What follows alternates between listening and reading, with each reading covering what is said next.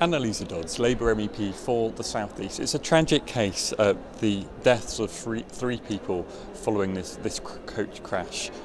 They'd been attending, I understand, the Bestival festival down on the Isle of Wight. What do you make of this idea, this campaign launched by your colleagues of having new European law on tyre safety?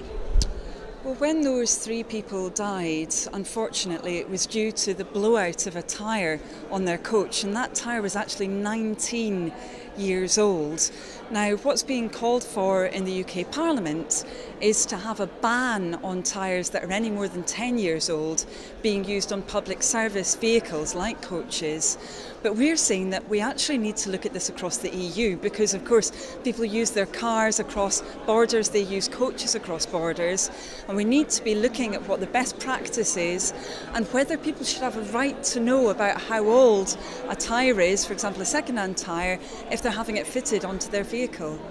Now, of course, road safety, there's a number of road safety laws set by Europe. Do you see, therefore, a chance of perhaps adapting European law and getting this in as a new element that, in other words, you might get support from out here in Europe for this? Well, we've just had a change in all the top civil servants in Europe, so we've got a load of new commissioners, including a new one for transport, and that new commissioner has certainly said that she's interested in working on road safety.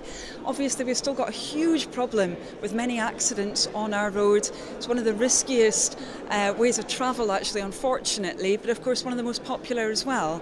So I think we are thinking, well, where can we work together, not to put additional burdens on motorists, but to actually help people, because most people want to know how old a tyre is when they buy it. I mean, I know that I've had supposedly good quality second-hand tyres put on my car before, and I've used them for a couple of months and then discovered they're not good quality at all, and they must have been pretty old.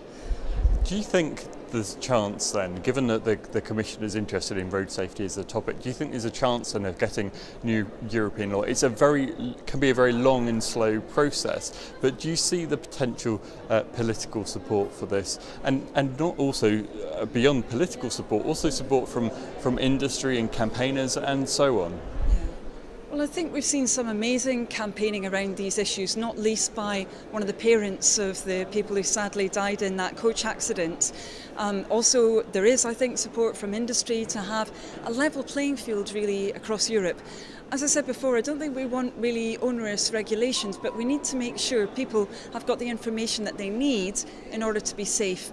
So I think the first thing we want to do, and certainly one of my colleagues, Teresa Griffin, is pressing to have a study of what actually does occur across Europe when it comes to knowing about the age of tyres. Are there regulations in different countries? Can we learn from best practice? And then do we need to put something into practice at EU level if that's not enough? These families, you mentioned the families of the victims, they've obviously gone through an awful event. If you could get new European law, do you think to some extent that would help them, avoid similar situations happening again, give them some support for the future?